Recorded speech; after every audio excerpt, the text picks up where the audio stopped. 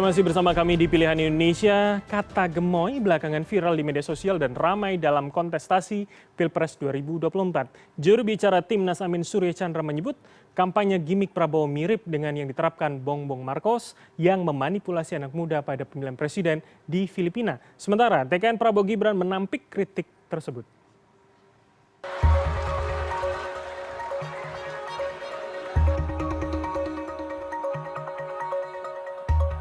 Gemoy belakangan viral di media sosial dan ramai dalam konteks pemilihan presiden 2024. Gemoy atau plesetan dari gemas itu merujuk pada gimik politik yang dilakukan Capres nomor urut 2 Prabowo Subianto dengan berjoget.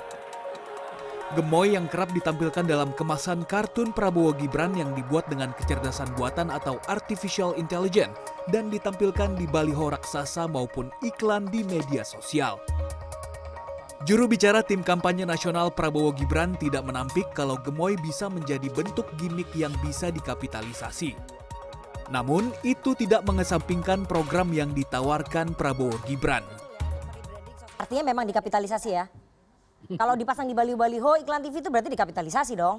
Iya, bahwa itu dianggap oleh Mbak Nana dikapitalisasi, bagi kami menganggap itu adalah sebuah gimik yang positif dan kita harus berarti merespon gimik, ya? secara natural tanpa mengesampingkan tadi tawaran program yang baik. Juru bicara Timnas Amin Surya Chandra mengkritik kampanye menggunakan gimik gemoy itu. Surya menyebut kampanye gimik Prabowo mirip dengan yang diterapkan Ferdinand Romualdez Marcos atau Bongbong Marcos saat mengikuti pertarungan Pilpres di Filipina.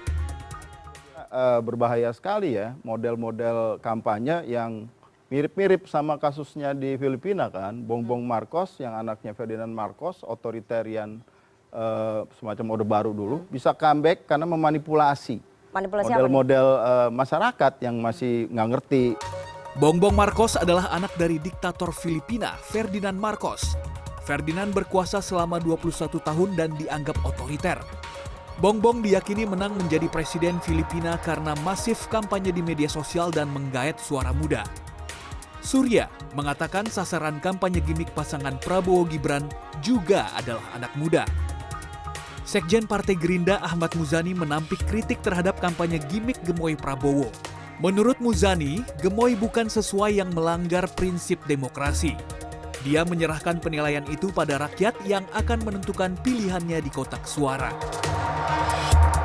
Muzani menegaskan, gimik politik tak lantas menghilangkan substansi dan gagasan. Tim Liputan CNN Indonesia.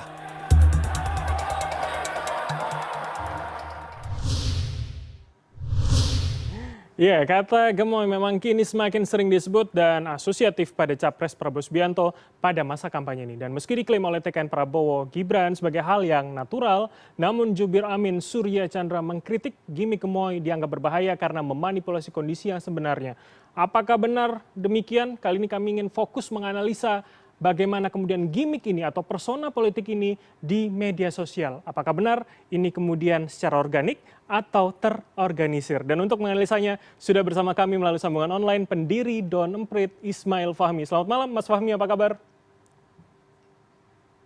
Selamat malam Mas Bram, alhamdulillah kabar baik. Alhamdulillah kabar baik. Baik Mas Fahmi, jadi sebelum saya menanyakan kepada Anda tentu apakah kemudian ini organik atau terorganisir, saya ingin tanya dulu sentimennya seperti apa? Seberapa mana yang lebih besar yang menikmati gimik ini atau kemudian yang mengkritisi gimik ini di media sosial? Kalau kita lihat ya sesuai dengan platform, kalau kita lihat misalnya di TikTok ya dengan kata kunci gemoy itu lebih banyak yang positif di sana ya. Karena memang karakter di TikTok itu lebih suka yang joget-joget, dance ya. Gemoy itu disajikan bersamaan dengan joget ya. Dan itu disukain sama anak-anak muda, disukain dengan Gen Z, milenial yang ada di TikTok terutama ya. Apalagi kalau kita melihat misalnya seperti ini ditampilkan dengan anak-anak yang lucu dan seterusnya. Tapi kalau kita lihat di Twitter ini agak berbeda. Karakter di Twitter itu sangat kritis, hingga kita lihat sentimennya ternyata banyak sekali yang negatif. Awal-awalnya mungkin positif ya, tapi lama-lama dari data tanggal 12 sampai 30 November ya, ternyata tercatat di Download, kita bisa mengumpulkan sekitar 91.000 percakapan ya di Twitter. 58%-nya itu negatif. Ya. Oke. Banyak sekali kritikan-kritikan yang disampaikan. Ada dukungan, tapi kritikan juga semakin banyak. Itu terutama di Twitter. Jadi artinya platform akan mempengaruhi begitu ya. Nah ini saya tertarik ketika tadi juga ada gambar sebaran begitu yang Anda bagikan pada tim kami. Boleh teman-teman produser membantu menampilkan dulu gambar sebarannya? Ya. Nah ini Mas Fahmi, gambar sebaran Ya, ini jadi sebetulnya dari X atau Twitter atau kemudian Instagram atau TikTok begitu Mas. Ini saya melihat sebarannya cukup menarik, kita analisa dulu. Ini adalah sebaran yang ada di Twitter ya, percakapan terkait dengan gemoy saja ya. Di Twitter selama periode yang tadi. Di sini kan kelihatan ada beberapa klaster ya, kelompok user. Yang paling besar warnanya merah itu sentimennya sangat negatif, itu didominasi oleh klaster yang pro Ganjar, pro Anies, dan bahkan mereka yang netral. Yang netral pun, yang misalnya belum mengekspresikan bahwa mereka itu pendukung dari salah satu capres, mereka mengekspresikan secara negatif terhadap gemoy. Tetapi gemoy sendiri kalau di Twitter positifnya itu dari kubu pro Prabowo. Ya. Makanya kalau dilihat memang kalau di Twitter klaster Prabowo itu lebih kecil dibanding yang lain. Ini berbeda memang kalau di TikTok. Kalau di TikTok pro Prabowo itu paling besar. Ya. Terkait dengan gemoy sangat besar. Ya. Oke, Mas Fahmi, pertanyaannya begini. Pun kemudian lebih besar di TikTok atau lebih kecil di X atau kemudian Twitter, apakah kemudian ini sebarannya organik? Apakah atau kemudian terorganisir secara masif ini kemudian digerakkan oleh paslon nomor urut 2 atau kemudian yang di Twitter ketika tidak terlalu besar sentimen negatifnya besar, apakah ini juga kemudian digerakkan oleh paslon lain begitu untuk mengcounter isu ini? Bagaimana analisa Anda? Kalau dari mereka yang negatif, ini sifatnya sudah natural ya. Kalau dilihat dari sebaran tadi sifatnya sangat natural. Tidak ada pola-pola yang spesifik, tapi kalau yang mendukung itu kita lihat tuh ada yang warna hijau agak di pinggir, yang mengerumpi istilahnya. Itu ada semacam upaya untuk mengamplifikasi, biasanya lewat akun-akun khusus yang ditugaskan untuk mengamplifikasi, bisa lewat buzzer atau mungkin kadang bot mungkin gitu ya, teramplifikasi. Tetapi di klaster Prabowo itu yang cukup besar ya, warna hijau itu gabungan ya. Saya kira cukup banyak pendukung Prabowo juga, dan mereka membuat gambar-gambar lucu pakai AI. Membuatnya kan nggak mudah ya, nggak susah. Cukup banyak aplikasi. Jadi banyak orang-orang yang membuat juga gambar-gambar yang sifatnya kayak anak-anak, baby lucu, gemoy itu, dan ini sifatnya sudah natural juga. Meskipun dari awal kalau kita lihat misalnya di TikTok itu jumlahnya sangat masif, sangat besar, dan itu akan tentu ada yang membuat secara khusus sehingga selalu ada produksi konten-konten gemoy gitu. Oke, Mas, kalau kemudian saya ingin melihat pada platform TikTok begitu, apakah kemudian amplifikasi yang Anda katakan tadi ini juga terjadi secara terorganisir misalkan, atau jangan-jangan karena memang platformnya lebih banyak visual, lebih banyak yang bergerak lebih dominan begitu, itu akhirnya lebih diminati di TikTok atau seperti apa? Kalau di TikTok itu saya kira sudah natural ya. Memang ada yang namanya campaign, semuanya itu menggunakan upaya yang sifatnya terorganisir. Baik 01, 02, 03 itu ada upaya mengorganisir. Tidak mungkin tidak. Tinggal bagaimana penerimaan publik setelah itu dilepas ya, gagasan narasi dilepas. Dan untuk khusus untuk gemoy ini misalnya, saya lihat ini ketika diterima oleh publik di TikTok khususnya itu sudah natural ya. Sudah natural, banyak yang menyukai, anak-anak muda juga suka di sana, dan ini sesuai dengan karakter TikTok ya pada awal di Indonesia itu. Suka dengan dance, guyonan, entertainment. Hal-hal yang anak muda suka itu bukan hal-hal yang menakutkan ya, nakut-nakutin dia nggak suka. Hal-hal yang melepaskan lelah, memberikan hiburan, itu mereka sukai. Dan gerakan-gerakan yang sesuai itu disukai. Tapi di kalangan yang terdidik, kalangan yang sangat kritis, mereka melihat adanya bahaya itu. Terutama itu di Twitter. Mereka memperdebatkan.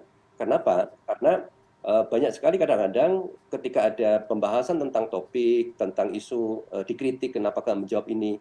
Jawabannya itu ternyata, udahlah jogetin aja, udah gemoyin aja. Ya, gitu. Jadi gemoy ini malah menjadi alat untuk menghindar. Nah kalau udah seperti ini kan jadinya tidak lagi perdebatan kan. Gemoy jadi alat untuk orang-orang mengabaikan itu. Oke, Mas Fahmi, kalau begitu saya ingin lebih spesifik bagaimana atau kemudian apa yang terjadi?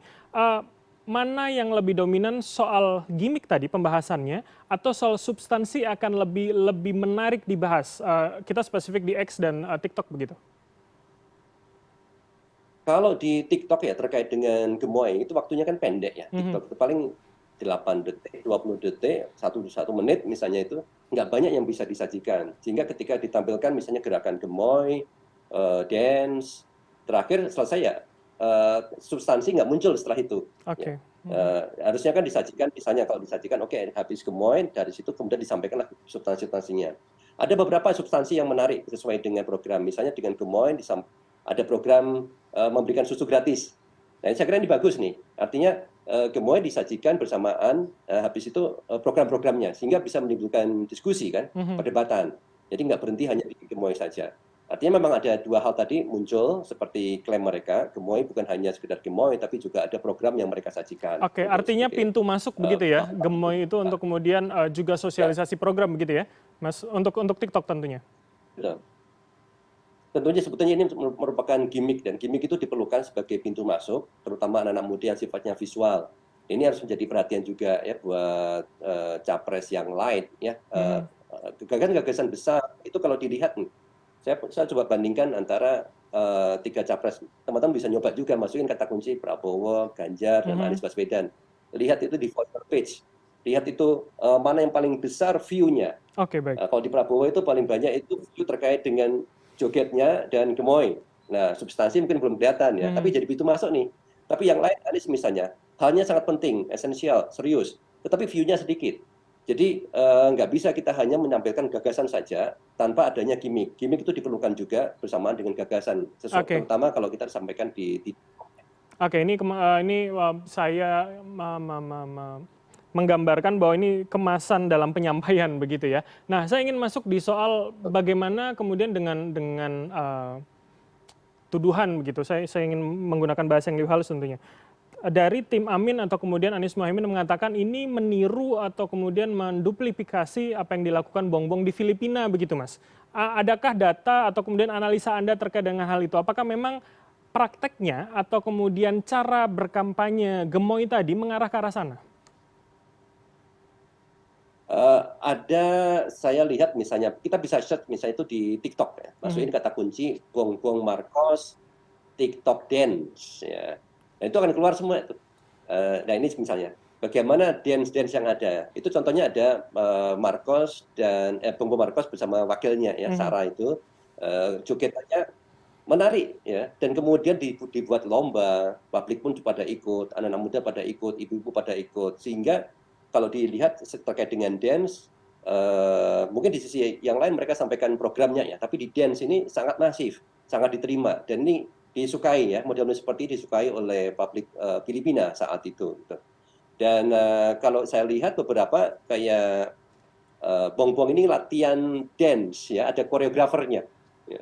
Dan mungkin kalau kita lihat sekarang beberapa pimpinan partai kan ikutan latihan dance. Ya. Ikutan latihan dance mungkin menjadi alasan cara yang dilakukan oleh Bongbong itu ditiru di sini. Mungkin seperti itu. Oke, Mas, saya ingin lebih spesifik, Mas Fahmi, maaf saya potong. Apakah kemudian ketika gambarannya pada Bongbong Filipina begitu ya, itu tidak masuk dalam ranah substansi yang lebih dalam, apakah itu kemudian secara etuzi langsung di-copy oleh gemoy tadi, atau kemudian gemoy lebih kemudian mencoba memasukkan substansi untuk bisa lebih masuk pada kondisi netizen Indonesia begitu? Bagaimana kemudian Anda melihat itu? Kalau awal yang lebih dominan saya perhatikan, gemoy ini lebih ke entertainment ya, belum pintu masuk. Lebih sedikit itu konten-konten yang dimulai dengan gemoy, kemudian jadi program. Baru satu kan misalnya gemoy, kemudian memberikan makanan gratis, kemudian susu gitu. Bagaimana dengan hal-hal yang lain misalnya soal lingkungan hidup, hak asasi manusia, kemiskinan, pekerjaan kayak gitu. Gemoy belum muncul di sana. Jadi kalau seandainya dimasukkan mungkin jadi menarik ya. Bagaimana gemoy ini menjadi pintu masuk untuk program-program dan isu-isu yang lain. Dan jangan sampai kemudian ini jadi kritiknya, beberapa jadi kritik adalah karena konten gemoy ini banyak muncul sehingga seolah menutupi isu-isu yang lain. Publik terutama generasi Z dan milenial, mereka nggak tahu sejarah masa lalu, tapi konten yang mereka lihat itu di TikTok misalnya, dibanjiri oleh konten-konten yang sifatnya superficial ini. Ini yang jadi kritikan. Oke, betul-betul. Harapannya tentu kita tidak hanya terjebak pada kemasan, gimmick, tapi juga kemudian mengkaji substansi begitu ya dari masing-masing capres dan juga cawapres, apalagi di masa kampanye yang singkat sekali ini. Terima kasih atas insight dan informasi dari Anda, Mas Ismail Fahmi, pendiri Don Emprit, telah bergabung sama kami di Pilihan Indonesia. Selamat malam, sehat selalu, Mas. Selamat malam, Mas Bram.